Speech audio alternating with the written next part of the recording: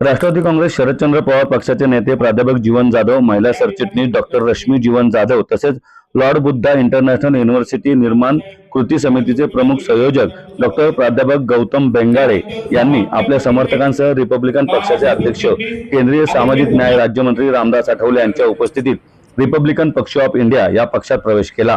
रामदास आठवले यांनी त्यांच्या गळ्यात निळ्या पट्ट्याचे उपरणे घालून त्यांचे स्वागत केले। डॉक्टर प्राध्यापक गौतम बेंगाळे यांनी रामदास आठवले यांचा मानपत्र देऊन सत्कार केला व शासनाने पुणे येथील पुरंदर तालुक्यातील मौजे घेरा येथे लॉर्ड बुद्धा इंटरनॅशनल युनिव्हर्सिटी स्थापन करावी अशी मागणी पत्राद्वारे केली। विक्रोळी कन्नमवार नगरातील विकास हायस्कूल सभागृहात हा पक्षप्रवेश सोहळा 29 मार्च रोजी सायंकाळी 6 वाजता मोठ्या उत्साहात पार पडला।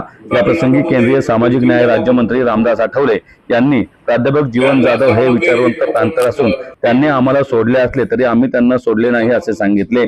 प्राध्यापक जीवन जाधव यांनी रामदास आठवले यांच्या रिपब्लिकन पक्षात असताना वेगळ्या अँबिशनसाठी राष्ट्रवादी काँग्रेस पक्षात प्रवेश केला होता, पण पक्ष सोडून गेलो असताना देखील आठवले यांनी पुन्हा पक्षात प्रवेश दिल्याबद्दल आठवले यांचे आभार मानले। पक्षाची बदनामी होईल असे काम करणार नाही असं ते म्हणाले। आठवले मला गुरुस्थानी आहेत असे सांगताना राष्ट्रवादी मला शरदचंद्र पवार व सुप्रिया सुळे यांनी काही दिले नाही। मला विधान परिषदेची आमदारकी काय या मुंबई महापालिकेच्या निवडणुकीत माझ्या मुलीला डॉक्टर रश्मीला साधी उमेदवारी दिली नाही असा आरोप जीवन जाधव यांनी केला।